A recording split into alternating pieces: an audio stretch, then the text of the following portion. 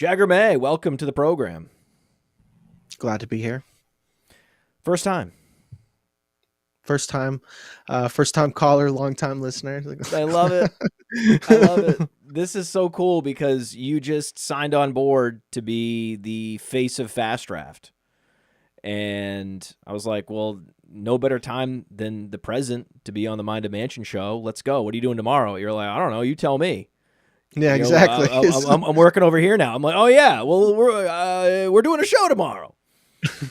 So we're doing a show. We're doing an evening show. I typically like to go live and do these shows in the morning or noon, and because I'm an old man now, but I am harnessing the energy to do an evening show. We're gonna have multiple evening shows. Like I'm talking to a bunch of people right now, and they're like, "Hey, man, I'm not available during the day," and I'm like, "That's okay. That's okay. I'm reinvigorated. I am about this life. We're going to be doing a lot of podcasting over the next 3 or 4 months. Anyone that has been concerned about the cadence of my podcasting, we just did a top 10 takeaways. We're doing a Mind of Mansion. We got a Sonic Truth next week, another Mind of Mansion. We're going to be going rat-a-tat-tat. You can expect at least 2 podcasts a week from me, which I think is good. I think that's a good number, like twice a week. That you would say that's a good number of podcasts. That's an ideal. Like, I mean, for me, anything more than 2, I would be like, you've heard too much of me at that point. That's giving me too much room to say something crazy after 2. That's right. That's right. So we need to talk about the NFL draft coming up. All these running backs about to flood into the league. It's so exciting. The NFL scouting combine was as expected, right?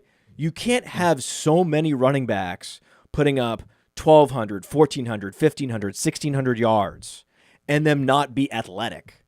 There's not a bunch of slow guys that don't have great burst typically putting up 1,400 yards in a season. No, they got there because they're so athletic. So it wasn't surprising at all. It's just that as you process things and as you update the rookie rankings where Bashal Tutin is rising and numerous other running backs from this class are rising, I mean, Omarion Hampton now solidified in that RB2 spot for most. Now Judkins could be seen as an RB2 in this class. I don't think anyone's gone out and said anyone's overtaking, unless I'm missing it. Is anyone saying that Ashton Jeanty is now an RB2 or an RB3 and that one of these guys has taken over the top spot?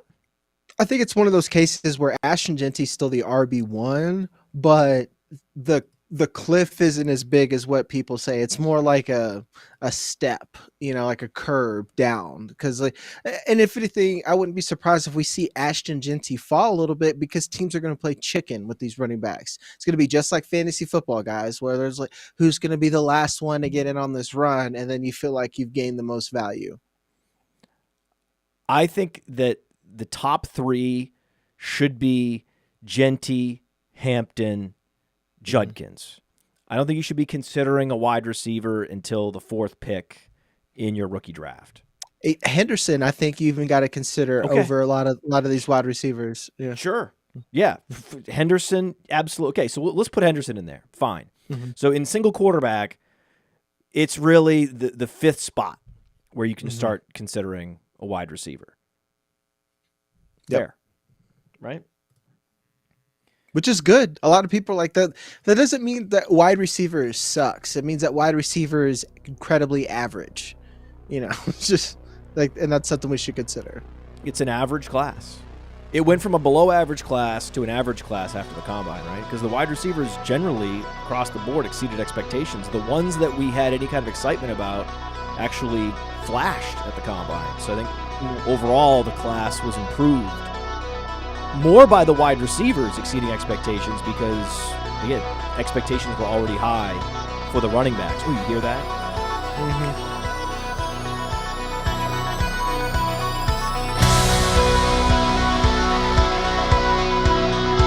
Welcome to the Mind of Mansion program, the new face and voice of FastDraft. The FastDraft YouTube channel, the FastDraft podcast, the FastDraft everything. He is here with me today. Someone you know and love, especially in Dynasty. It is Jagger May. I wish I had a belt to come down, like I'm like defending an Intercontinental Championship or something. Talk to me. Ruined your intro there. I still got it. I feel good. I could do it at night. I could do it in the morning. I don't need coffee. I did work out, though. I did have an exercise class. I did one of these circuit classes where you go and you bang the ropes, and then you do the box jumps, and then you do the sit-ups, and then you do the squats, and then you do it again, and then you do it, and then you go around and around and around and around.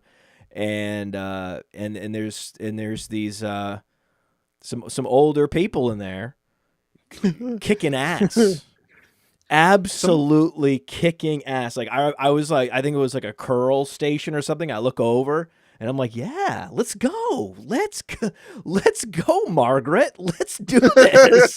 Yes, look at you, and I'm like pointing and fist bumping. With Estelle, it's great. It's I love it. I love it. So don't ask where I go to the gym. So no. It's curves, guys. You heard it. It's curves. Wait a second. Where do they think I go to the gym? Like curves. It's a challenging class. It really is. I swear it's a challenging class. This is really good. And yeah, I don't believe this class is as good as last year, but I think it's getting close. It's getting close. And the big differentiator is now the quarterbacks. The quarterbacks are still much lower, much less valuable than they were last year. So for the class overall for the NFL, still not nearly as valuable because those quarterbacks are so valuable for the NFL, because wide receivers are more valuable than running backs. It's not comparable. But for fantasy football purposes, because the running back position is so valuable to us, it's now very close. It's just you don't have nearly the wide receiver talent you had last year, and wide receivers are the most valuable asset in dynasty leagues.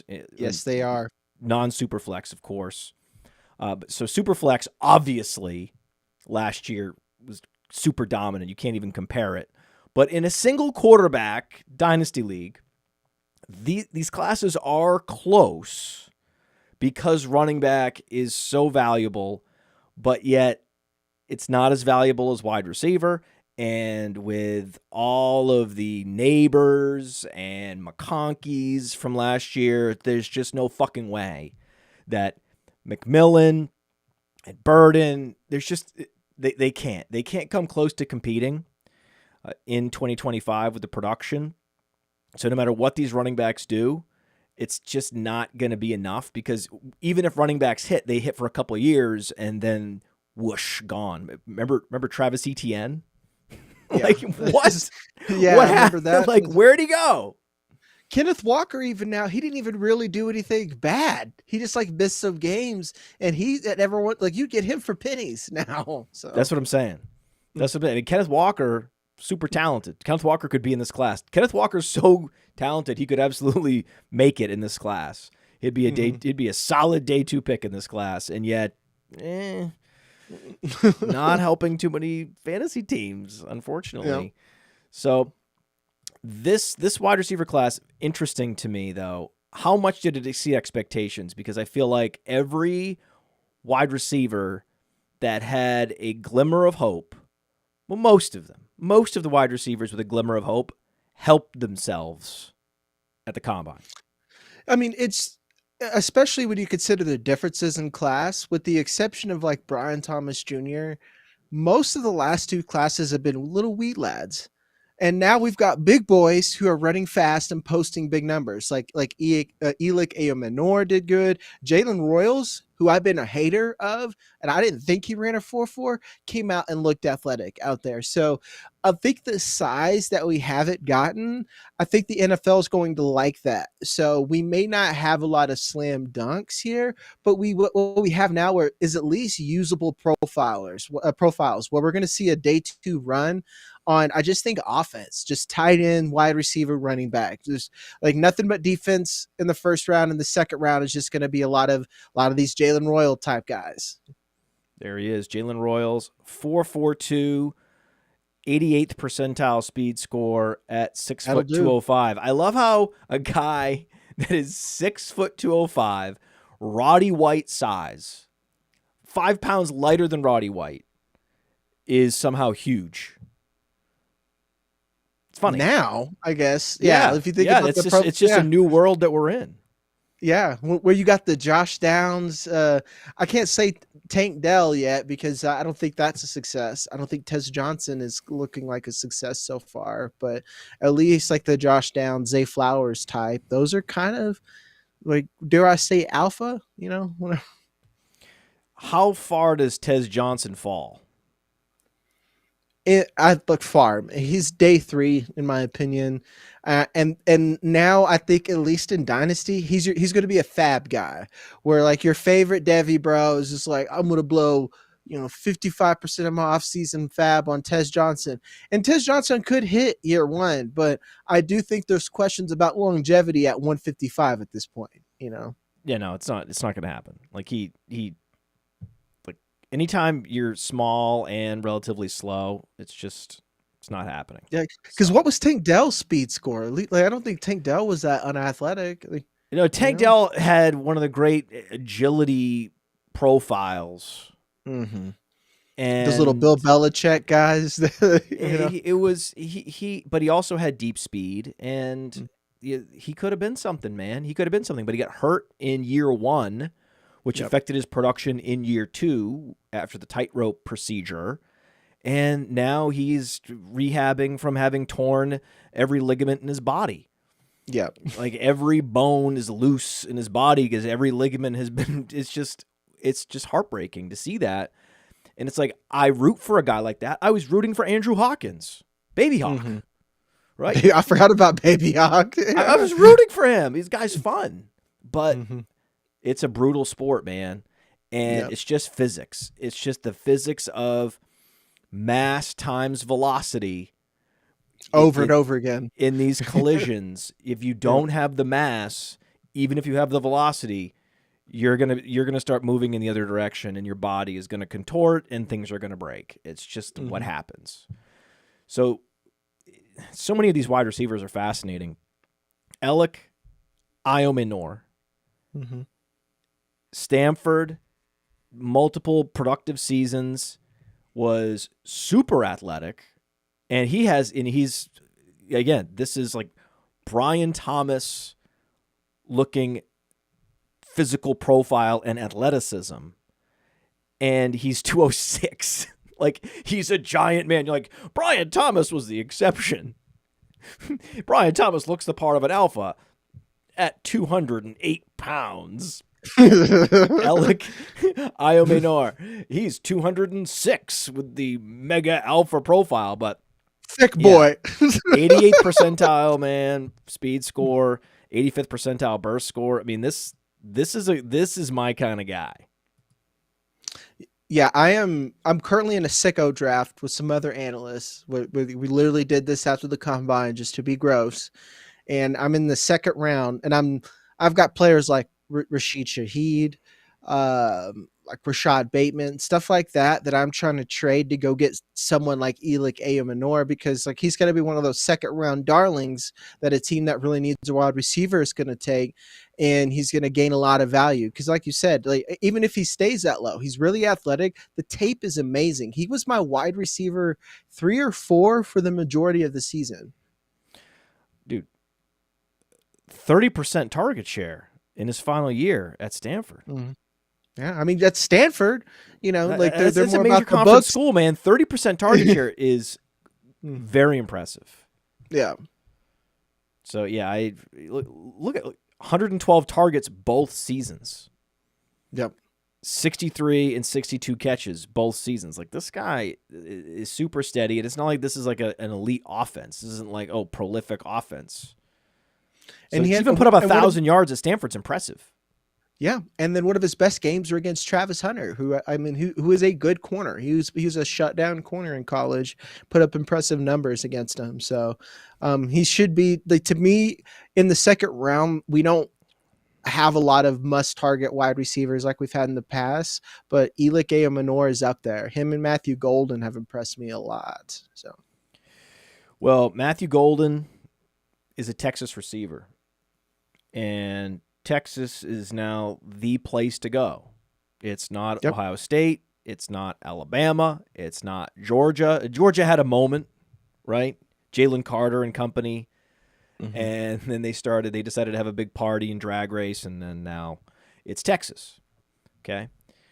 So Texas is recruiting all this talent, and it's like every year multiple receivers end up going to the NFL draft, and you're like, okay, if there's like 6 or 7 NFL viable receivers at Texas at any given time, well, it's not surprising if, let's say, Isaiah Bond is not a prolific producer. Right?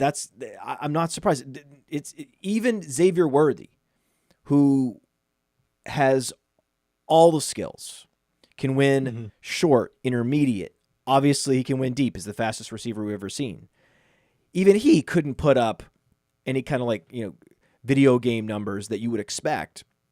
If he was at some other Big 12 school, you would expect big video game type numbers, but there's just so much talent at tight end, right? Jatavian Sanders and Gunnar Helm. It's just, there's so much talent at all these skill positions now at Texas because it is the place to go. It's where the most NIL money is, and they're incentivized to stay for all 4 years to bank all that NIL money, and it just creates a target glut. So if there's one school where you have to discount the production, it's got to be Texas. Yeah, and if anything, there's multiple sides to that, to where this is why I don't even think Quinn Ewers is worth a lot of fab, in my opinion, because I think Quinn Ewers is also they were also like a Bond and a Golden were also dealing with the Quinn Ewers handicap at the same time. So you have a quarterback handicap and all this target competition. Yep. And then, like I said, and they're running like an NFL offense. That's just something I like, where they're spreading the ball around. Steve Sarkisian worked his way in the NFL. Then he went and did some offensive coordinating over at Alabama, who runs their team like an NFL team. Then he's got the reins here at Texas and is doing the same thing. So yeah, I mean, you don't helmet scout, but you kind of helmet scout a little bit, where it's like next season where I'm opening up the book, I'm already looking at guys that Texas is going to be bringing in through the transfer portal or who they're recruiting. And if you're one of those sickos who do Devy, who are they recruiting? Because they're putting out NFL talent, I mean, could Bond be the Terrace Marshall out of this group? He could be, but maybe not. I'm still going to make those bets, Well, I'm not going to, I'm not going to actually draft him. Like, I'm not going to draft Isaiah. I'm not going to draft Isaiah Bond. He's going to go too high. The NFL also loves these guys. Remember, the NFL always loved the Alabama receivers when Alabama was top of college football. Jerry Jeudy, Henry Ruggs, every way year. Back when. Oh yeah. Oh yeah. And so he's going to get the Henry Ruggs treatment for sure. Absolutely. And so then that will elevate his ADP in rookie drafts in Dynasty, and then, okay, so he's not going to be available. Plus, I have a philosophy that outside, let's say, pick 15 at the latest, I'm not drafting wide receivers. I've been burned for 10 straight years trying to find the next Stephon Diggs in the 3rd and 4th round, and each and every year I go back and I do an accounting of all these receivers I drafted, And I'm looking at and I'm like, oh my God, bust, bust, bust. I'm like, on the waiver, on the waiver wire, on the waiver wire, on the waiver wire. Still You're in the not even taxi finding squad. the Still in the Jaden taxi Reeds? squad. Yeah. It's very tough. It's very, very, very tough to find these guys. You think you have them, and then you have John Mechie. And then even when it does hit, you end up with Tank Dell. And it's like, I can't do this anymore. I can't. I can't do it. I can't do it. Oh, I drafted Nico Collins, but I traded him in his second year. I sold low, and I don't even have him anymore. Not that that's not true. I never drafted Nico Collins, but had I drafted him, I could easily see myself then not knowing what I have because he didn't produce for 2 years and letting him go in some trade and then hating myself, sort of self-loathing situation. So you save yourself so much heartache and heartbreak by just not drafting wide receivers that are selected outside the top 40 in the NFL draft. Just if you're looking for general rules, just heuristics that you can use, rules of thumb that, certainly can be violated. A DK Metcalf with his profile comes along and you're like, okay, I don't know what the NFL is thinking. You're never going to see a guy with this athletic profile and this production and this pedigree at the end of the second round. Okay, this might be the 1 in 10 years exception I'm going to make for this rule. Otherwise, I'm always going right back to running back. Now, this year it makes it easy. There's so many. Mm-hmm. It's such a flood of talent that you're never going to have a 4th round like we have this year. I mean, especially now that these wide receivers have stepped up. Now, Isaiah Bond missed expectations. He claimed he was going to run a 4.2. Didn't even get close. That's embarrassing. And he embarrassed himself. That's right. However, he still ran a 4.39. Like, it's still a 4.39 at the combine. That's still fast, and he is still going to get draft capital. It's going to make us embarrassed, but it's Alabama all over again. Like, it was Clemson and it was Alabama, right? And now it's Texas. They're going to get the draft capital regardless. Just watch it happen. So no, there's no way that you can draft Isaiah Bond even after this combine. Even okay, he disappointed. He's going to fall, and maybe I'll get some value on him. What do you have? 500 yards? Yeah, an injury was a part of that too, as well. Like, he missed some games. But what is the probability he breaks out? Really, what do you really think is going to happen? And then if he does, let's say he does find himself in the starting lineup, are you going to play him then? You're gonna be able to start him with any kind of confidence? What does he have to do to get to a place where you're going to be starting him with confidence? Like, it's such a thin thread where a running back that you would draft at a similar ADP would have a much clearer path, and then when he is lined up to, say, command significant touches, you'd be able to start him with much more confidence. Let's say the Patriots draft him at the top of the 2nd round. What does that do for you with Drake May or something like that? Well, thankfully I didn't fall for it with Jaylen Polk. So Jaylen Polk was to me, there was reasons to say that he sucked. I don't know, but yeah. So you think Isaiah Bond's how much better than Jaylen Polk? A lot better. I think he's significantly better.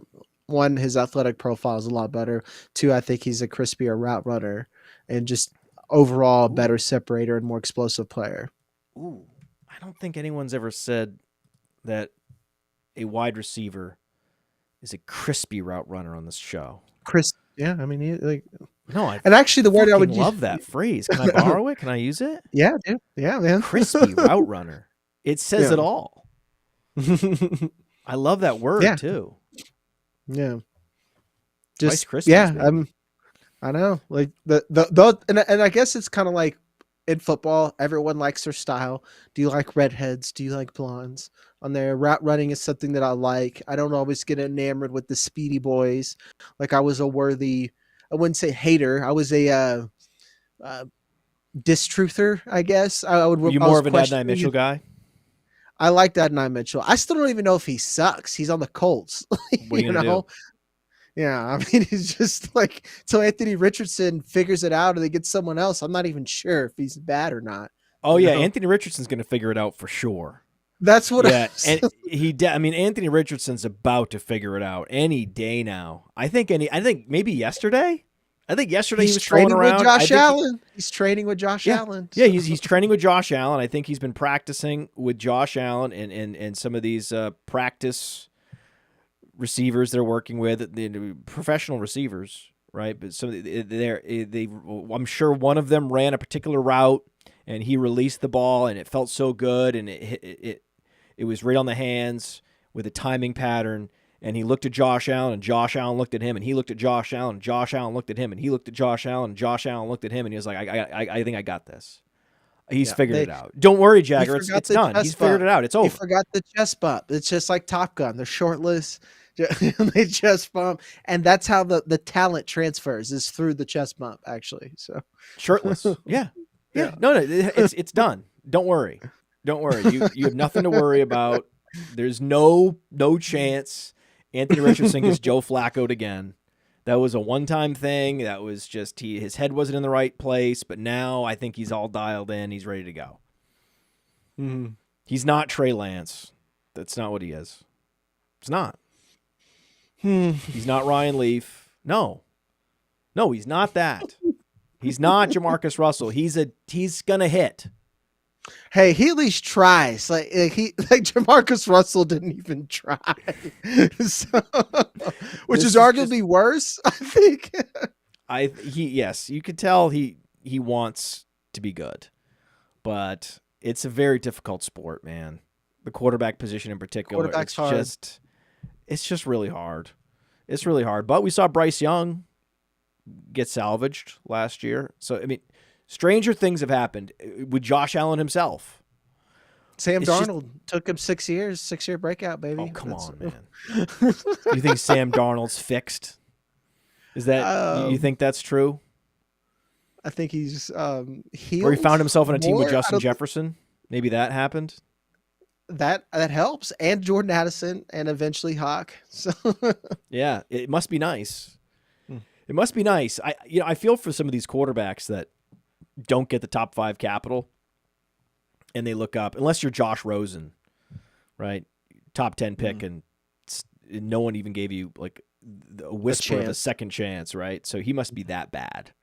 Like whenever I think of bad quarterbacks, he's the first one that comes to mind because I'm like, imagine how bad he would have had for them to give up on him so quickly and just move on after a year, and then for the Dolphins, no one to give him even a whiff of a shot. It must have been so bad.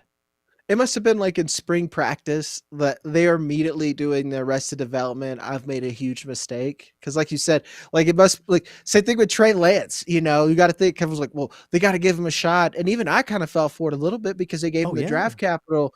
And then I'm like, man, he must really suck. You know, really suck. And then you think the Cowboys, I'm like, surely he's better than Cooper Rush. Surely he's better than Cooper Rush. Cooper Rush is and then bad. He's not.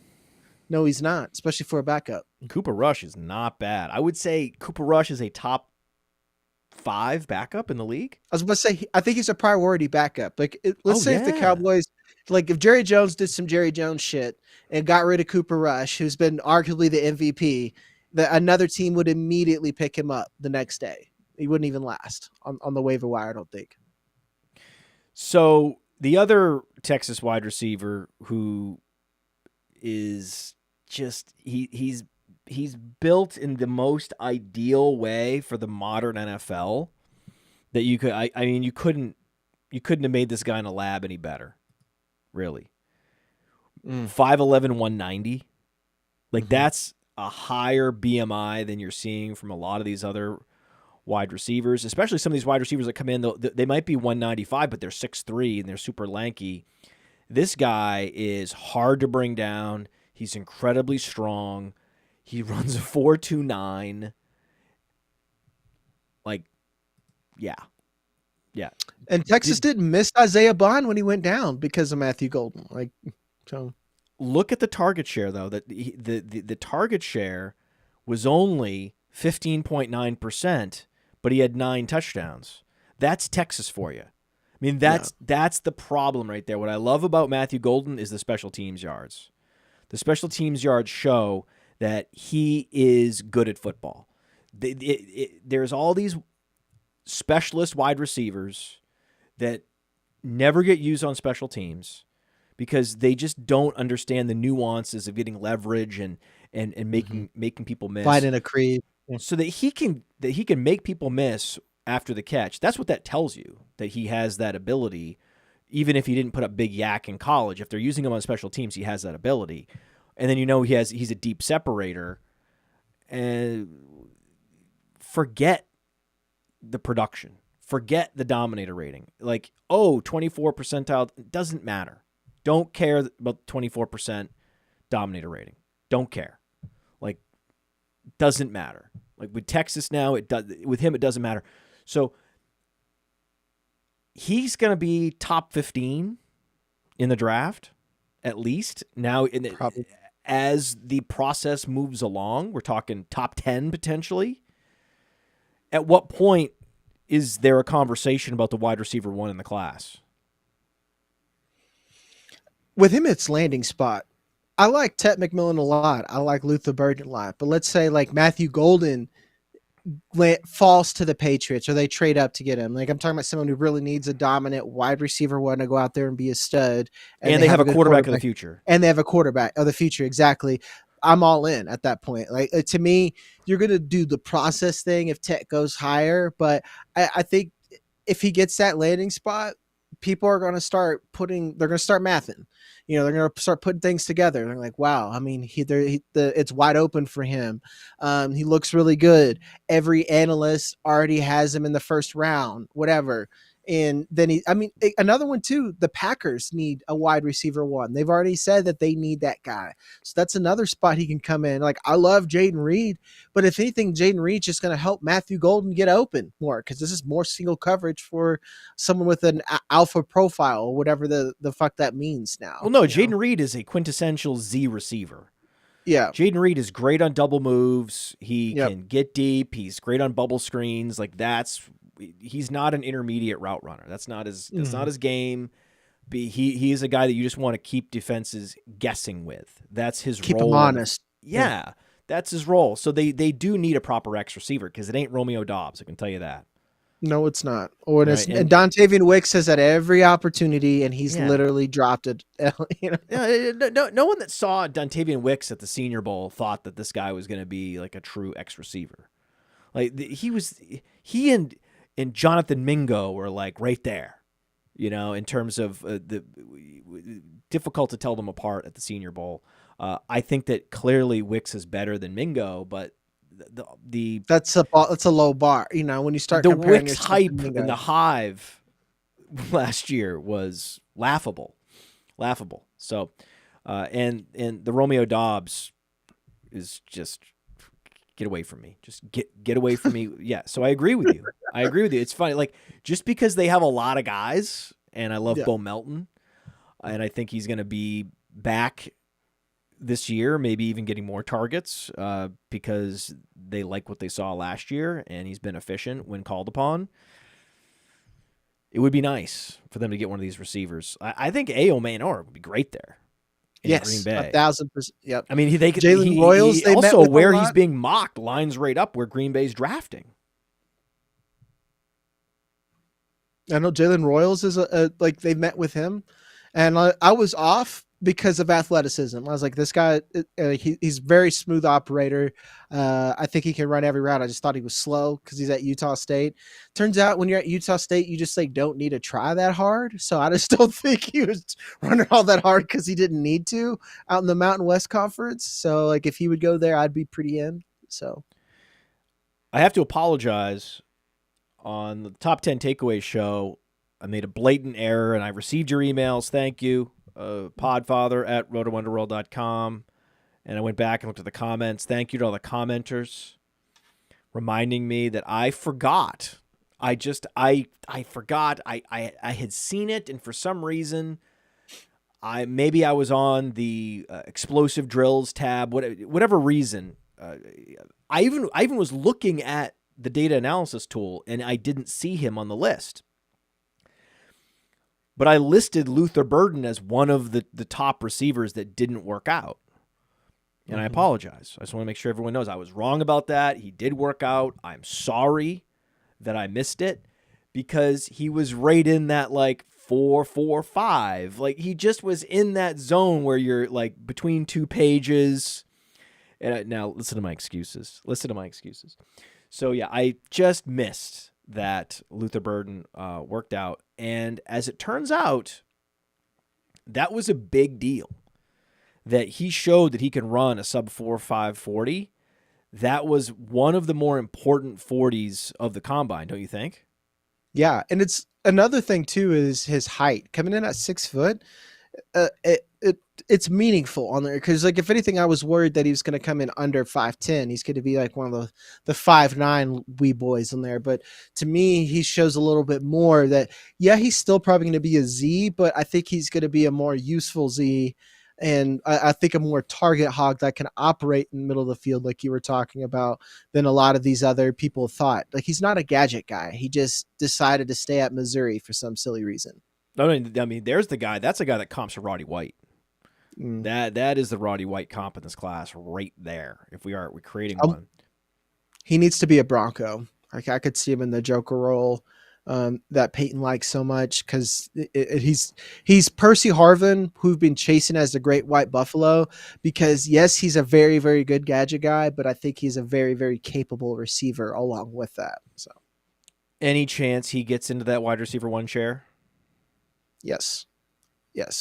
Like, I don't think Ted is safe at all. Like, I like Ted a lot, but again, like people forget that he could be a Brown or something it's not unheard of, man. He could get a really crappy spot. He could be a Titan if they trade out and decide to go wide receiver. It's Drake London. You want to talk about comps to Drake London? We should go all the way to landing spot where we had to wait for Drake London to get Kirk Cousins and the ghost of Kirk Cousins to get to where he was at this season. Interesting. Drafting rookies now is, super exploitive if you can do it. Right? If your league happens to have their rookie draft before the actual NFL draft, I love that. If not, you're doing mocks, that's fine. But I want to make sure people know that there are rookie drafts for money happening right now on FastDraft. So go to fastdraft.app, go to draftfaster.com. The Origins tournament is live. It is open. There are drafts happening all the time, and Bayshell Tootin rising. Once upon a time, you go back, and Bayshell Tootin was a 4th rounder, was a 5th rounder. Not anymore. Not going to happen. So it is a strategy that I believe is certainly had lots of merit. That because you don't know landing spot for wide receivers, that you need to discount them. That where a Tet McMillan is going, where Egbuka is going, where especially Travis Hunter, because you don't know what his wide receiver role, if any, is going to be, that you need to just default to drafting running backs, especially before the draft. Once we know who's going to be on the Patriots and who's going to be wallowing behind multiple talented receivers, there's no chance, or someone that's going to end up on the Colts, like with Adonai Mitchell last year. If you knew he was going to end up behind Michael Pittman and he was going to be on the Colts with Anthony Richardson at quarterback for the majority of the season, you're like, okay, well, it's not going to happen this year. So you would never have drafted him. Like you didn't know whether he was going to get the 1st round draft capital either. So with wide receiver, whether you go like in that top 40 or not matters so much. Who your quarterback is matters so much. Who the target competition is matters so much. Whereas with running backs, it's nice if you end up on a team that has very little touch competition. Whoever ends up on Dallas, that's great. But typically, if you're a running back, if you're let's say a top 15 running back from this class, you're instantly better than whoever is the RB2 on whatever team you get drafted by. Probably. So you're going to be, no matter where you land, you're going to be an injury away. And with a lot of wide receivers, it's not nearly that simple. So if you are on FastDraft, and you could use promo code PodFather, it's right there in the show notes, and right there on the screen. Use promo code PodFather. You get a $25 deposit match, and their $10 entry. It's $25,000 prize pool, $10,000 to first. No, that's the Flex 4 game. Flex 4 game is $10,000 to first. That's you draft any 6 guys in the top 4 into your lineup every week. Origins, it's $5,000 to first, which is still pretty great. So when you have DJ Giddens, Woody Marks, you have so many options at running back. Before the draft, you'll see that the wide receivers are discounted, but it'll be up to you whether the discount is enough on a lot of these wide receivers. Yep. I think easily too, with another thing to consider with these running backs is like, it's not just the backups. We are waiting on these old guys to wash out too, like the Aaron Joneses, the Joe Mixons, these guys that we know the thread is about to snap at any moment. It's not that we don't want them. They've done a lot for us, but that cliff is right there. And this is the year that you could stack up and really capitalize. Cause like, I think that we saw the cliff with Joe Mixon towards the end of the season. Oh yeah. Joe Mixon. I mean, Joe Mixon could be relegated just by a much more talented back by week 8. Immediately. Yeah, like like Omarion Hampton right now. Oh, okay. Like Yeah. I mean, I'm sorry, I wasn't thinking. If you want to go all the way to the GOAT, then okay, yeah. If the Texans draft Omarion Hampton, like Joe Mixon is fucked. Yeah, good night, Joe Mixon. I want him to do it. I want him to do it. I want him to do it bad. Yes, please do it. But I'm just saying, even if they draft Devin Neal, then Joe Mixon is going to have his hands full. Let's just say that middle of the season. Yeah. If they draft, DJ Giddens, I like that. RJ Harvey, Joe Mixon is going to be looking over his shoulder the entire season, man. The entire season. Yep. Now, let's just make sure that there are no more wide receivers to discuss. And I'm looking at the rankings right now on PlayerProfiler. The rookie rankings are up. You need to check them out. There will be a big update coming, though. Like, give us one more day to fully calibrate these rankings. But they are worth subscribing to. And again, code PodFather on PlayerProfiler, get the all-in package for $25 off. So you put in code PodFather, get the all-in package for $25 off. I'm looking pre-combine. Trey Harris, wide receiver 7. And it is worth remembering that speed for wide receivers matters a lot less than it does for running backs. Mm-hmm. It's nice. It's certainly nice. It's an enhancement. Matthew Golden especially, it's an enhancement. Xavier Worthy, it's an enhancement. Certainly it matters. Speed in sports matters. Okay? But it doesn't matter nearly as much. So you're going to have some overcorrections, especially relational, where Trey Harris doesn't exceed expectations. He's pretty much right where we expected him to be, if not maybe a little bit slower. And then an Ayomanor is so much better, and you're like, okay, I got to push him up, and then we got to push this guy up, and I got to push this guy up. It displaces some quality players inevitably when you're pushing guys up based on athleticism. And the one guy that I see getting displaced, that I think people need to be careful not to push him down too far, is Trey Harris. Mm-hmm. You agree? I'm a Harris hater, and that's because, like I said, I'm a quote unquote film guy. It's just I think he's too expensive for where I want him at. Like I don't think he's as elite separator as a lot of people would like to think that he is. I do think when he gets inside leverage on certain routes, he's very, very good. And it's more like I think he's going to be a better NFL wide receiver than he is going to be for us for fantasy. And that's just me. And I'm ready to be wrong on that because my comp and usage for him is Christian Watson, to where like I think Christian Watson is fine. I mean, when he's healthy, even he's fine, but he's not this elite targeter out there, and you're kind of relying on big plays. That's what I think Trey Harris is. That's a hot take. I'm going to give to you my first time, so I hope you don't fire me. So, I mean, 35% college dominator at Ole Miss is good, and he also 6'2", 205. He can play the X receiver role, and he has huge burst. So he has Brian Thomas level burst. He's not Brian Thomas, but he looks like the underrated wide receiver from this class. That's what I can tell you. And we got to talk to him at the Combine. My man, Johnny Tuma. He was went out to there. the Combine. He's doing great. Doing great. Put together some truly viral questions. The Coach Prime reposted one of his videos on Instagram. He had a TikTok on the PlayerProfiler Now on TikTok. Check it out. He had a video go over 1 million views, just asking questions. Hey man, I'm just asking questions. Hey, I'm just asking questions, right? That's what I told him. I was like, Johnny, go to the Combine and just ask questions.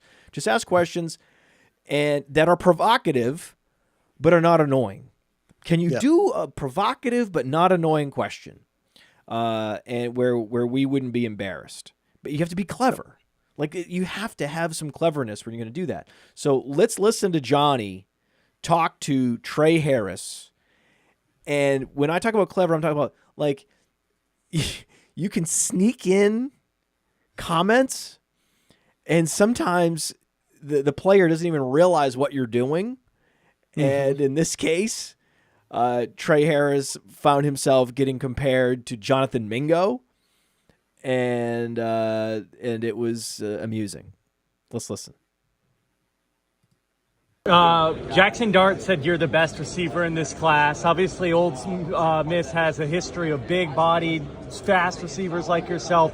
What do you think's the key of kind of having a career arc more like A.J. Brown and less like Jonathan Mingo? I'd definitely say being consistent. Not I want to say not letting things go easy on. Not being what's the word I'm looking for? Not being satisfied with being just there. Trying to get something each and every day. Just like how you said with AJ Brown. He ended up making a post immediately after the Super Bowl. He wasn't satisfied with everything. So just having that mindset, I feel like that's what separates Ole Miss receivers from everybody else. What about Mingo? Trey, what about Mingo? You didn't talk about Mingo there. Yeah. Yeah, but still funny. Like less like John. Like people don't do that. Everyone is so polite, and oh no, I mean Jagger, we can't have any professional athlete ever be degraded in any way. Or challenged. Challenged or, potentially embarrassed or held accountable for a lack of production, stealing money from NFL teams. No, that's off limits. We can't do it. It has to be the most straightforward, polite, boring questions. No. Johnny Tuma says no. Johnny Tuma says, hey, you know what? We're gonna tell it like it is with Ole Miss wide receivers. Love it. Yep. Johnny Tuma's doing. He's going places. He was like, I want to go to the Combine. I don't even expect you to pay for anything. He's like, just get me a credential. I want to go. And I was like, the credential. Oh wow, he funded that himself. What a baller! Yeah, the dude just drove there. He was like, I want to go. I don't care. And I was like, listen, man, we don't have the budget for this. You know what I mean? I hope maybe. One person, but we've already committed to sending Anand, and you know what I mean? So he came to me and it was like, I really want to go. And I was like, oh, I can get you a credential, but so that's that right there. Like for the rest of my career, I'm going to remember that Johnny Tuma raised his hand as like, I'm just doing this for myself because I want to go and have the experience. And the pick one question where he's like, if you have to pick who's the best route runner with the LeJohntay Wester, or the best separator between Wester, Travis Hunter. So yeah, that's good on him. And I think he's probably one of the more underrated people that were there. Because like you said, a lot of people just kind of ask bullshit questions on there. That's like, how's the Super Bowl experience compared to any other game? It's like what the fuck do you think it is, dude? It's the Super Bowl. Obviously, it's one of the biggest moments of their life, you know? Yeah, so what? So after that, what happens? I'm like, Johnny, you're coming to the draft house. Right? You're doing NFL draft coverage with us. Right? I mean, are you coming to the draft house? Did I talk to you about it yet? You haven't talked to me about it yet. So every year we do a whole get together where we broadcast the NFL draft live. Mm-hmm. All us analysts get together in some house, and I got an Airbnb, but the problem was it's always where the draft is happening. Mm-hmm. Right? And this year it's in Green Bay. So I'm looking at houses, and I'm like, oh my God, this is an amazing house. I can't believe this is available. It's so affordable. It's beautiful. This is crazy. I'm booking it. So I booked it. And it's got a pool table, and it's right on the water, and it's got like a boat ramp, and there's palm trees, and I'm like, this is incredible. How did we get this place? I thought for sure that all the NFL media would be descending on Green Bay. There would be anything available. Turns out it's in Tampa Bay. The Airbnb I booked was in Tampa Bay. Oh, nice. So, Jagger, we're stuck broadcasting the draft from Tampa Bay instead of Green Bay. I'll take the weather 10 times out of 10. It's a total fuck up. We can't go and ask these banal questions. No, not us. We don't do the banal questions. We can't go and be the one media service that's actually asking interesting questions. But we won't be there. Well, actually, I think, you know what? Anand is going to go. I was like, Anand, do you want to go to the draft house in Tampa? He's like, no, I'm going to the actual draft. I was like, you Mr. sure Worldwide. you want to do that? He's like, yeah.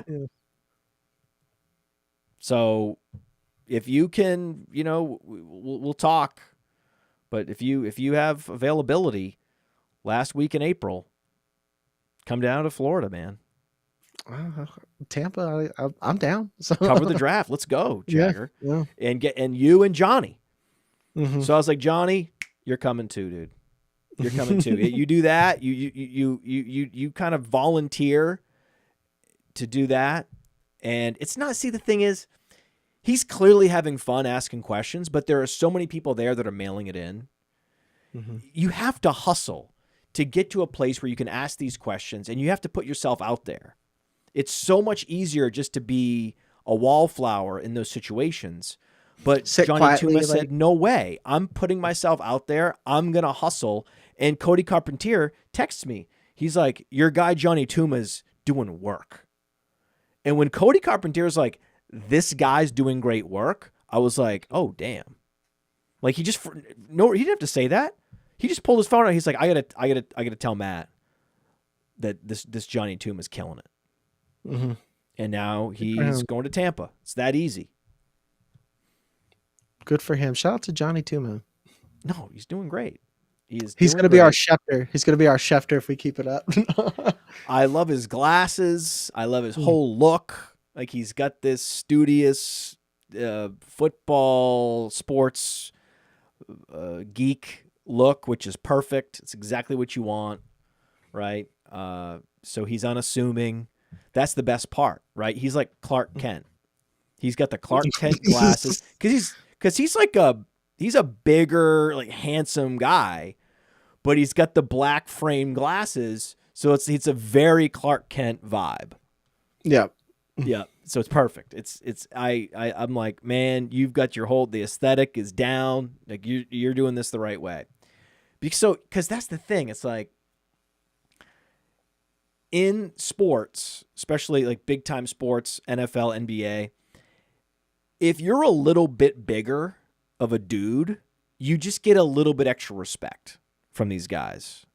It's just a thing. It's just a thing that happens. There's a bias there. I can't explain it, but I don't have it. I know that I don't have it at 5'10", like 175. I know I don't have that, but I've seen how like some media members, especially former athletes, it's just a different vibe, man. Mm-hmm. That's what it is. I would say one day you'll get there, Matt, but I think that dream's done for you. Yeah, no, maybe. No, I'm still growing, Mom. I'm still growing. So the running back class really is the headline here. And every running back 3, every single one is in danger of not having a job in the NFL in 2025. Every RB2 is at risk of losing their role, like Kenneth Gainwell, bye-bye. Right? All these guys, bye-bye. Bye-bye, bye-bye, bye-bye. Devin Singletary, bye-bye. Mm-hmm. Tyler Algier, bye-bye. The entire Raiders backfield, they're all RB3s. Bye-bye. Ray Davis, bye-bye. Antonio Gibson, bye-bye. We can go down the list. Do you want me to go down the whole list? We could go down the whole list. I mean, let us know in the chat. Should we go down the list? Jaylen Wright, bye-bye.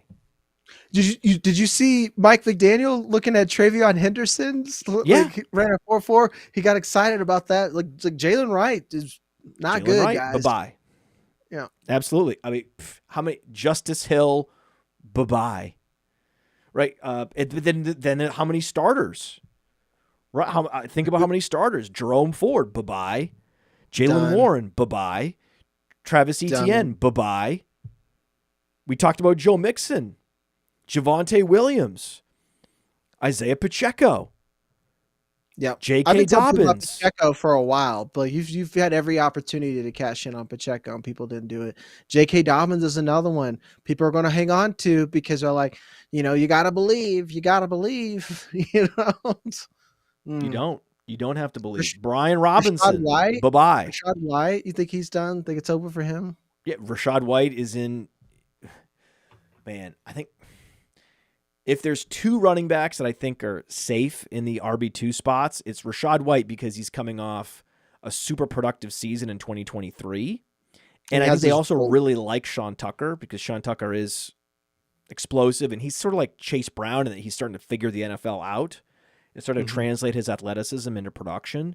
So I think that backfield may be relatively safe and the Rams backfield relatively safe because they just invested 3rd-round capital in a running back they really like in Blake Corum.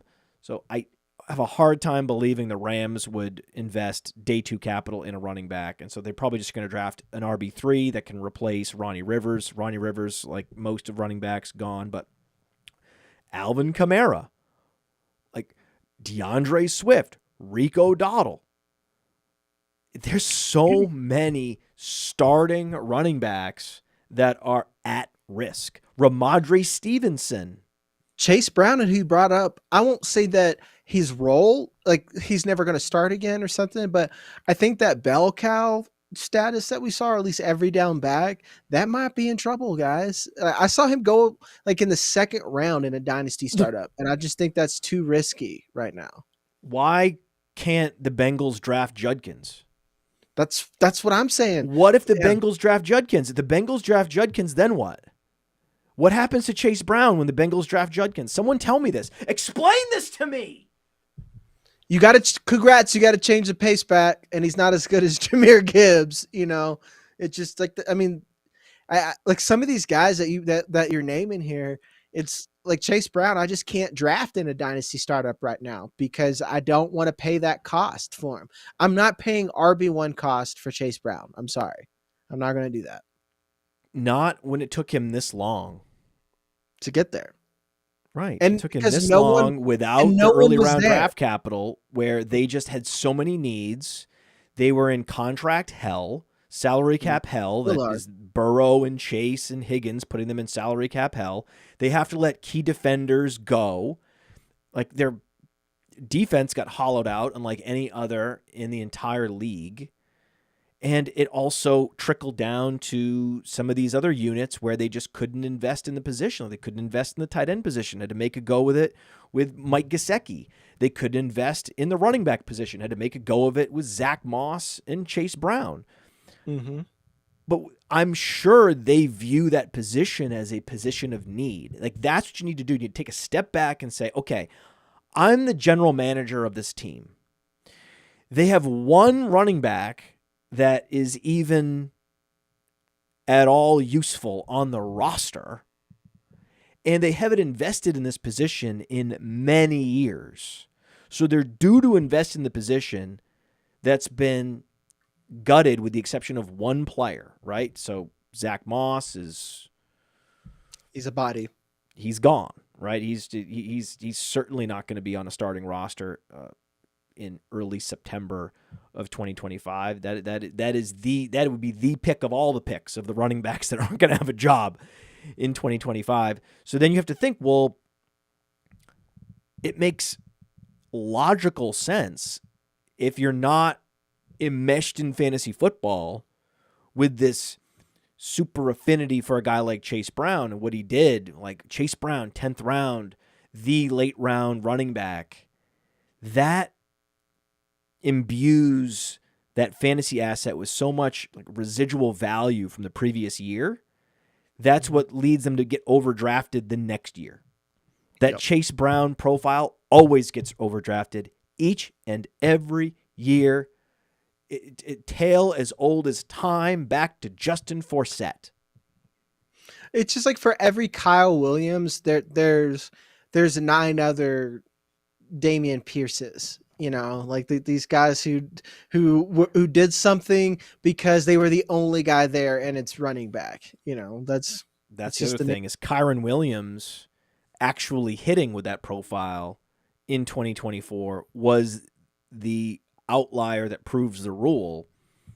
And Kyron Williams by himself is helping buoy Chase Brown's ADP. Mm-hmm. Absolutely. I mean, what if the Bengals draft Caleb Johnson? It's game over. Chase, like, I'm not saying Chase Brown isn't rosterable, but he's not. You blew a top 5, one of your top 5 picks in a dynasty startup. Congrats, you played yourself. Put on that clown makeup, buddy.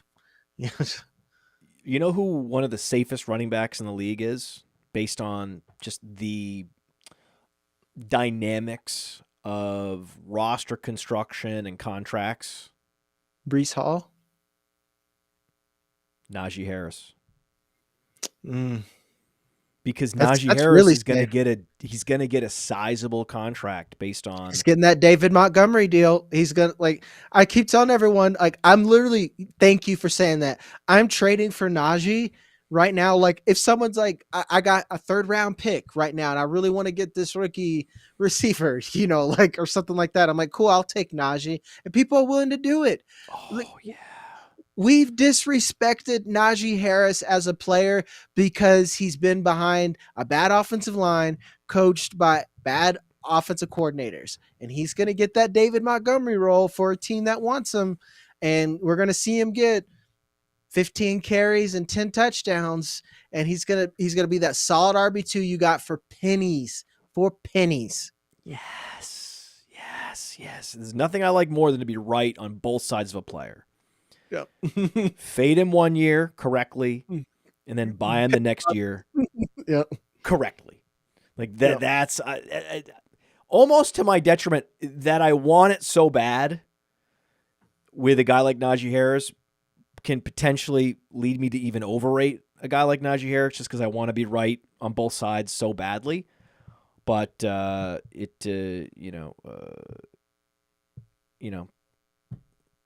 is what it is. It's almost an undeniable fact at this point. I mean, that Najee Harris is a value in fantasy football, and it's still early. It's early March, plenty of time.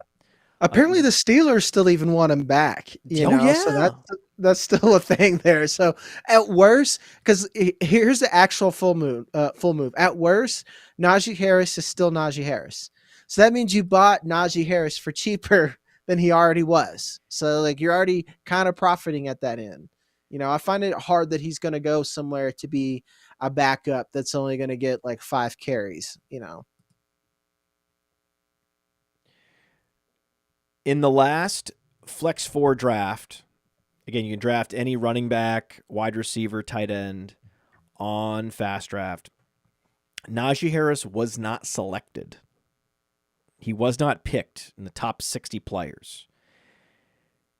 Tyrone Tracy, Travis Etienne, Jerry Jeudy, Brian Robinson, Jordan Addison, Rashee Rice all went before Najee Harris. Tyrone Tracy's another one. I think he's on Antonio Gibson watch. We don't have them up quite as high as we had Antonio Gibson because he was going as I remember like a top 10 dynasty back after his rookie year. But you want to talk about like him, Caleb Johnson. If I'm the Giants right now, Joe Shane is just happy that he even has a job. He's like, well, I'm not going to fuck this up again. Second or third round, I'm taking one of these running backs. These, like you said, the Devin Neals, Woody Marks, something like that. When like Damian Martinez, that's someone who surprised me. He's a 220-pound back that I said I would like him if he put up Ramondre Stevenson numbers, and he ran like a 4.5. That's not bad. He can come in right now and kind of be a workhorse for somebody. So Tyrone Tracy, guys, if you're in Dynasty, I would put him on the old trade block, see what you could get for him, because you probably, I don't know. It's hard for me to say that he's going to replicate that production. I talked about this with Scott Connor. We talked about buying Najee Harris and putting Tyrone Tracy on the trade block because one guy is still the shiny new toy, and the other is he's the dented can. Alvin Kamara also is a sell because he still has some of that Alvin Kamara super explosive sex appeal. But when you actually dig into the numbers, look at the juke rate. Evaded tackles per touch, 15.5% on PlayerProfiler.com. That was 49th in the league. His true yards per carry outside the top 30. His yard created per touch outside the top 20. His expected points added was like negative. So for a lot of reasons, Alvin Kamara overrated, largely because he had that one big week. So he had the one big RB1 week where he put up like 44 fantasy points, but he never went over 25 fantasy points in any week other than that 1 week. So that 1 week reminded everyone, oh yeah, Alvin Kamara, he's a stud RB1. He's a league winner. And it lulled us into a false sense of believing Alvin Kamara is still in his prime, but he's anything but. He's going to be 30 years old, and he's had numerous lower body injuries the last couple of years that have cost him time. And again, when you take a step back, the Saints don't like Kendre Miller. Jamal Williams is another running back that is going to be going for his real estate license this year. RIP. I love it. I mean, actually, why would he? She should go and become a stand-up comedian. Hang out with Marshawn Lynch. Give them a show together. They should be podcasters. That's what they should do. So, wow, that's a great idea. We'd all Lynch having a podcast. They're both running backs. We could call it the rundown something. I don't know. There we go. Running silly. I don't know. They just are so cool. And one guy is just providing incredible analogies. One guy has incredible anecdotes that you just can't believe are real. Another guy's giving analogies about cartoons. Anytime you have a grown man, especially a professional athlete who loves cartoons, that makes for good television. That makes for good radio. It does. I'm not even going to correct you. SpongeBob and anime. Frozen. Oh yeah, I forgot. I guess he likes everything too. Yeah. Yeah, he loves Frozen because he loves SpongeBob. So I very much love Jamal Williams. I don't care at all about Kendre Miller, and Alvin Kamara is secretly dust. The dustiest player to put up 44 fantasy points in a game last year. He's one of those. You would talk about dead zone. He's in that dead zone right now of like you could have spent that pick on anything else, but that, you know. Well, there's a false sense of security from last year. This is another thing I talked to Scott Connor about, is how there is a running back regression coming. When you look at the top 20 running backs in fantasy, only 2 of them missed 3 or more games. Typically, when you look at fantasy points per game, a number of running backs, some years up to 8 among the top 20, only deliver a partial season because they miss half the season or they miss the majority of the season with an injury. Only 2 out of 20 missed any significant time last year, which is an all-time low. We won't see it again. And it's running backs exactly like James Cook and Kyron Williams, undersized primary backs that are overused, where the team is pushing the envelope, the player is flying too close to the sun, and yet the wings stay intact for the entire season.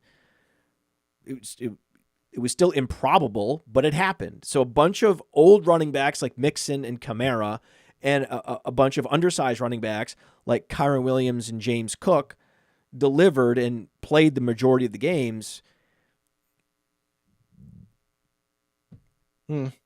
They're going to be part of this running back regression this year. And it's going to be exacerbated by all these high-quality running backs coming in and supplanting them. I mean, if Tyrone Tracy can come in from the 5th round and supplant the newly minted starter from free agency by like week 5, what do you think these guys are going to do? I mean, it's that's why I want to call it a renaissance, not so much a regression. Because like I remember the Zeke. No, the veteran. There's going to be veteran running back regression. All the while, a true sort of young running back renaissance is happening, because we still, Bucky Irving and Tyrone Tracy could absolutely continue his breakout and ascend. It's not other realm of possibility. Chase Brown could avoid competition from the NFL draft and be great again. It's all very possible, but it's not going to be James Conner, Joe Mixon, and Alvin Kamara.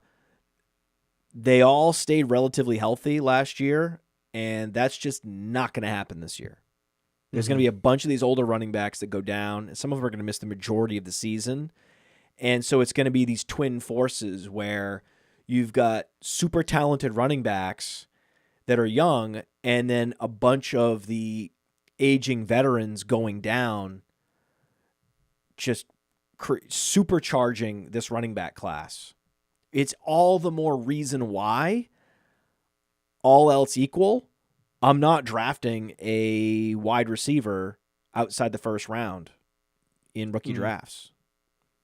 Can't do it. What are you doing with, like, think happens with a player like Jordan Mason or something that's kind of out there? Gone. You know, gone. Yeah, like Jordan Mason's gone. Jordan Mason can't compete. Jordan Mason runs a 4.7. Jordan Mason was a guy that runs hard that happened to be behind a guy who gets hurt. When you put it like that, he's a better. He's a shiny. Let me know in the chat, everybody. Is there something more to it than that? Because if there's nothing more to it than that, then I'm out. I'm out on all of these guys. Jaylen Warren, all these guys that flashed or had some game where you saw, oh, this could be exciting. If Najee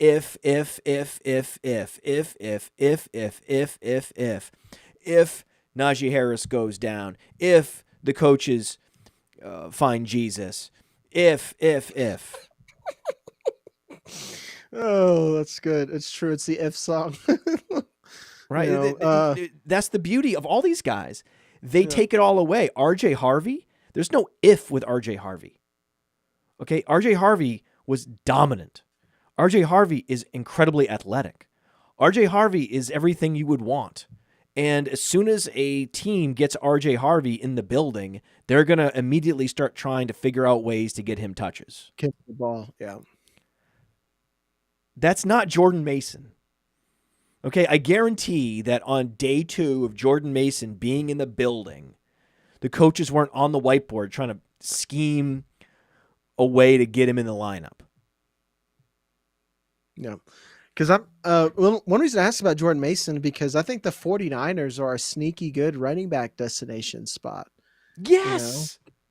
You know? They're an incredible running back destination spot. Now, I do like Isaac Garendo. See, one of the reasons why I think Jordan Mason is fried is because he's not as good as Garendo. Especially for the scheme. Yeah, Garendo could be like Pacheco. Like, I think of Pacheco and Garendo as very similar. Yep. And so if it's Garendo behind McCaffrey, they draft somebody, okay, McCaffrey's got to be one of the highest probability players of getting injured. Definitely has one of the highest injury probabilities out there. I mean, we have the Injury Finder. So the Injury Finder app is in the App Store. You can get it. And you can look at his probability of getting injured last year. And then we're going to be updating it and rolling out all the new probabilities very soon. We're going to do the Breakout Finder first, Breakout Finder app. The new breakout ratings are coming out very soon with our our breakout model. And then the injury model then comes out. So that's the order of events there. But McCaffrey, always near the top of the league. It was always the 49ers. That was the funny thing about the 49ers last year. Oh, so unlucky. They suffered all those injuries. And I look up and I'm like, well, Debo and McCaffrey had the highest, right? Had the highest probabilities of getting injured. There's an app called the Injury Finder in the App Store that was telling you the 49ers, generally speaking, this team is injury prone. Yeah. I mean, it's known that, like, to be honest, I think it's whoever their trainer is, you know, like, I don't know, man. It seems to kind of plague organizations. And I really do think, like, they not got their diet down there. I don't know, but the 49ers, you got to think, man, every year they have these problems, like from Trent Williams to CMC. To me, it's for CMC, it's just when, not if he's going to get injured. You know? Well, I love that as a destination because we know it's a good running team. I mean, how many years am I gonna refuse to admit that the stretch zone running scheme is an advantage? It is an advantage. Anyone that wants to run that particular system is going to give their running back an efficiency advantage. It's just a question of, will teams run that system? Some teams don't run that system. I don't know why they don't. Maybe they don't think they have the personnel. They don't think they have athletic enough guards to run that. I don't know. And then maybe when a guy like Shanahan shows up, or a guy like McDaniel shows up, right? Mike McDaniel comes in, says, well, get me athletic guards.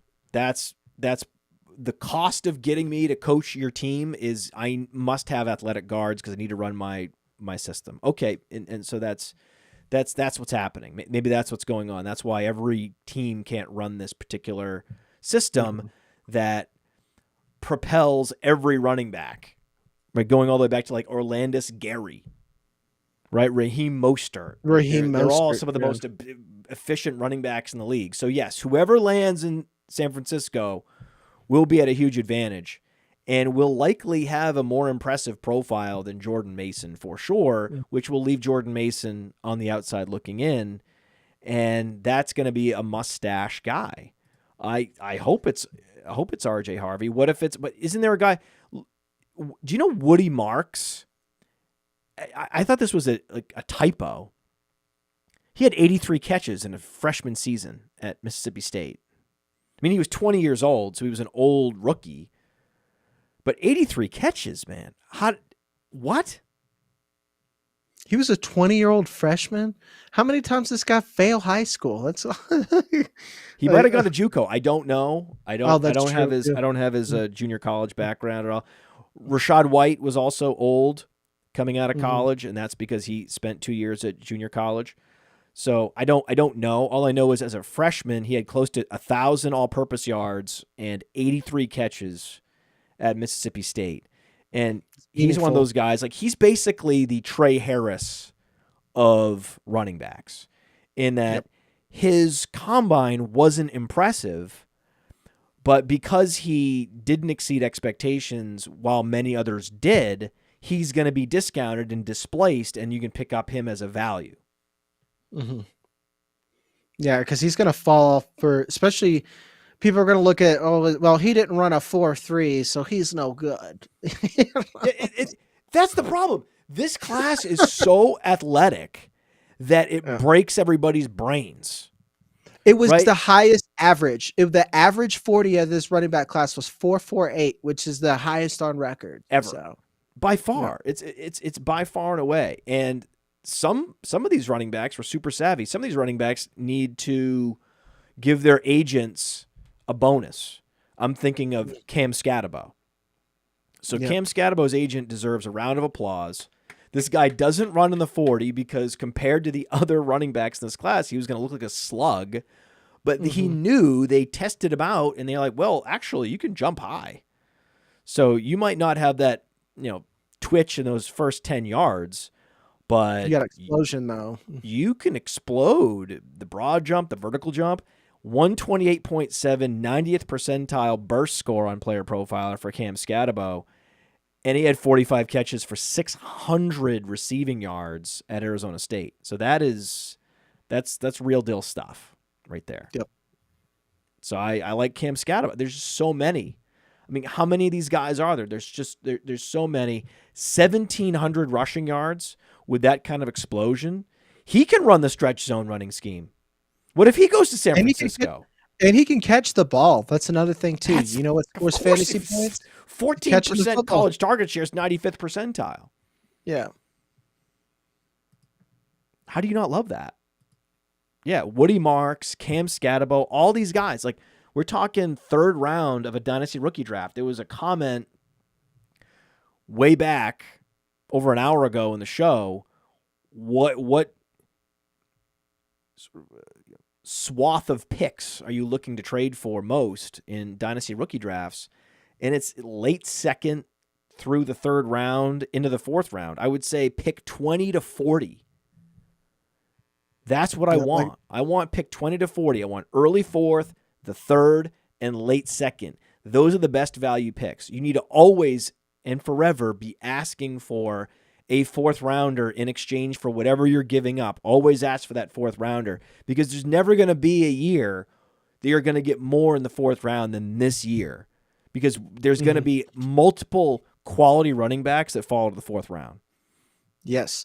Or to get undrafted, like depending on how deep yours goes. Cause like to me, I know like I kind of shit on Tyrone Tracy, but the Tyrone Tracy type talent that maybe you're not going to hang on to more than a year, but you can flip, you're still going to be able to get that, I think, on Fab if someone falls in the right situation. So why didn't Kalel Munnings, why didn't he work out? Is he injured or is he just waiting for his pro day? Probably wait on his pro day. I just think he's unathletic, to be honest. Like I think he was better than like Donovan Edwards is one of those guys who's gonna look really good on Raz, but he's not a very good runner. Kalel Mullings is a good runner, tough, goes forward, but is not very good on Raz. So I think that's just gonna hurt him more, or maybe possibly make him like an undrafted guy, like Phil Maffa or something like that. Yeah, I mean, 6 catches, no good. Right, so he's just a big plotter, and the fact that he 100%. dodged all the events at the combine sort of reinforced that. So that's a guy that actually was falling after the combine just because like he kind of gave it up. Whereas Kyle Monangai, he is a hard runner, but he runs a 4.6. But guess what? Guess how many guys run 4.6s? We just talked about this. Jordan Mason ran a 4.7. Mm-hmm. A 4.6 is actually 46th percentile among running backs. And his burst score wasn't even that bad. 117.2 is 41st percentile. So he's almost average, but in this class, he's awful. Like that is the perfect illustration of what we're talking about. I mean, look at that. If you go to the athleticism score on Player Profiler, look at this poor guy. I feel bad for this guy because he would have got drafted earlier any other year. Yep. People love his tape. I loved him. I was one of those guys. I thought he was great. And someone's like, I don't know if he's that athletic. And I'm like, I don't know if I care. You know, He's another one. We keep talking about these guys. Back-to-back 1,200-yard seasons. How many of these guys are there? There's so many of them in this class. He's one of them. 14 touchdowns. But ranked 16th out of 19 in the athleticism department. I mean, look where he is all-time across all positions. I mean, it's not good. It's not good. It's bad for this class. It's a very athletic class. But the RB16 in this class is like the RB5 and most others, 5 or 6. So if you're in round 4, 5, even round 6 of a Dynasty rookie draft, and a guy like this is available, he goes 6th, 7th round because scouts love him, and he immediately supplants whoever is there. Craig Reynolds, bye-bye. Right, he's going to be there. I'm sorry, I like Julius Chestnut, but this guy's like a better version of Julius Chestnut. So Julius Chestnut. So, and then what happens? Oh, Tony Pollard gets injured, and now suddenly this guy is very relevant in fantasy football, where any tight end, quarterback, wide receiver in the 4th and 5th round of a Dynasty rookie draft is not going to have any chance of producing in year 1. This guy absolutely has a chance to produce. And there's not podcasts out there. You understand this, Jagger. There's not podcasts out there that are talking about Kyle Monangai after he ran a 4.6. Like, it's never happening for him. And we're like, oh, not so fast. It is so happening for so many of these guys. Yep. That is the point. I will say too, tight end, even, and I'm kind of reinforcing your anti-wide receiver in the later rounds on there. I think tight end is deeper. There's even some tight ends I would take over some of these wide receivers, like still go running back. Yes. But like, I think that like, this is one of the best tight end classes ever. A lot of those guys didn't work out. I don't know why. Maybe that's just like the new norm, but still, like if Terrence Ferguson falls to the 4th round, like I'd probably take him over some of these other wide receivers. Like I like Restrepo a lot, but he's the first 5'9" guy that's been over 200 pounds to play wide receiver in a combine. That's like interesting. He's like more running back than he is wide receiver. So some of those tweeners there, I know Harold Fannin was like really disappointing and kind of shallows that out a little bit, but I don't know how you feel about the tight end class. Well, Harold Fannin, it's not over. Right? I don't think it's over either. Jordan Reed was 235 and similar athleticism to Harold Fannin. In fact, we don't have the comps. The comps are coming out very soon on Player Profiler, but we're going to see. I mean, Harold Fannin could be Jordan Reed. So it's not to guy up 1,500 yards. I don't care what college it was. It's 1,500 yards from a tight end. That means something. So like it's the classic case of a guy that underperforms in the athleticism metrics. Certainly if he were 250, 255, it would be fine. There'd be no problem. Like he would be right there in as a Zach Ertz level player. Move tight end. Yeah, like Johnny Smith Zach or something. Ertz, bigger move tight end, but he's so light. He's such a tweener that it's like Gadsden didn't work out, did he? No, because like I think he probably would have put up the same numbers. Like I genuinely think he would have been a 4.7 guy. To be honest, I made a comment that I think all the tight ends are probably 4.7 guys. They just weren't going to go out there and run like a 4.6 or something or impress a whole lot. So like, what's the point? They have really good tape besides Mason Taylor. I do.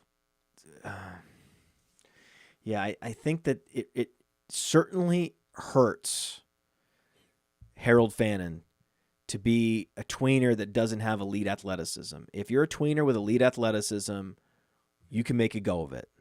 Yeah. You can be Dustin Keller. You can be even Gerald Everett. These guys really are tweeners. I mean, they put on weight. They come in at 235. They leave the league at 250. Mm-hmm. And they can have years. They can have a 600 yards and 8 touchdown type season. And I preferred those types of guys than the Jake Fergusons, than the Dalton Schultzes, the plodding, so Gunnar Helm, Gunnar Helm, cardboard cutout guy that just happens to be in the right situation at the right time and has that one Austin Hooper season. Mm-hmm. Right. I'm not interested in the Austin Hoopers. I'm more interested in the hyper athletic tweeners and seeing them grow into something. Mm-hmm. But unfortunately, Harold Fannin just wasn't that. And there's already so much hype around him because of the 1,500-yard season that you weren't going to get a discount on him. If he did show athleticism at the combine, I was never going to be able to draft him. And now, yeah, I would prefer a tight end and just take that shot. I know I'm going to eat a season. I'm not going to get any production from this guy. He's going to be on my taxi squad. I'd rather that guy be a tight end in round 4, all else equal, than a wide receiver. Yep. But you know who I would rather have over all of those guys? Who? Guy like Marcus Yarns. Mm. Right? We're spinning yarn with Marcus Yarns. 4.45 at 193 pounds. This is what I'm talking about. Brashard Smith runs a 4.39. Light. Right? These are satellite backs. These are guys that can go out and catch a lot of passes. But went to Delaware. Yeah. You know he's going to get drafted in like, what, round 6 or 7. Is he Dylan Laube or is he just athletic Dylan Laube, I guess? I like Dylan Laube. I like Laube a lot. I think that Laube's not dead yet. In fact, what might save Laube is that the Raiders aren't going to be able to draft enough running backs to really fill out the backfield. The room, yeah. Right? They just can't be obnoxious it's with so it. empty because it's all these guys like Alexander Madison, Amir Abdullah that are they are the quintessential Jag about to be unemployed running back in the league, and they probably saw enough from Laube. They're like, okay, this is the one guy we're going to keep. We're probably going to draft a couple.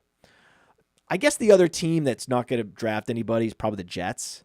The Jets have a lot of needs. They have an offensive line, defense, now wide receiver. They've just got so many needs. Tight end, quarterback.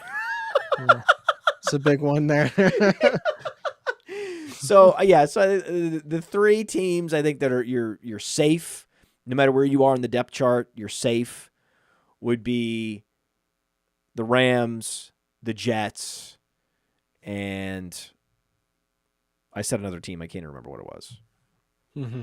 What was it? I think the Buccaneers you said were the Buccaneers. safe. That's right, the Yeah. Buccaneers. Yeah, the Buccaneers, I think, relatively. Those Bucks, Rams, Jets, relatively safe.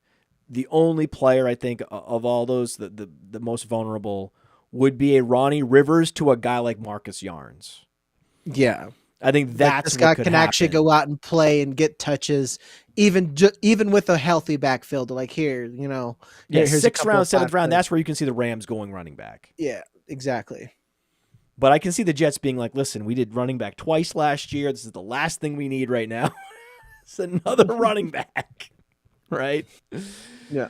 So, yeah, I like Marcus. And there's going to be more. That's the thing is like, we're still early days. This is just the combine just happened. This guy got a combine invite. There's going to be tons of guys that are from small schools that end up having impressive pro days. That hasn't even happened yet. Yep, that's coming up. All this month is pretty much just pro days up until April. During that time, and then we're gonna hear the rumblings like this guy. Like I heard he clocked in at a 4.3. Yeah, this is man, it's exciting times, and especially if you're drafted on FastDraft, the Flex 4 game, round 3, 4, 5, 6, drafting rookies now in anticipation is a way to get leverage, and certainly there is a whole rookie game called Origins on FastDraft with code PodFather, get you that $25 deposit match. Now is the time. And there's no time in the season better than right now to be overweight with the teams that you're creating in rookie drafts, overweight on the running back position. Mm-hmm. So, who is your truther player that's been around for a while? Because you mentioned Dylan Lobby. I'm officially a Lobby truther. I love how he didn't do anything. That's my favorite thing, is when there's a running back on a team that has no running back competition, right? Zamir White, maybe. But Zamir White's pretty dust at this point, I think. I don't think there's much hope for him. Maybe. No. We'll see. No. But we're talking about a hollowed out unit, the running back unit in Las Vegas.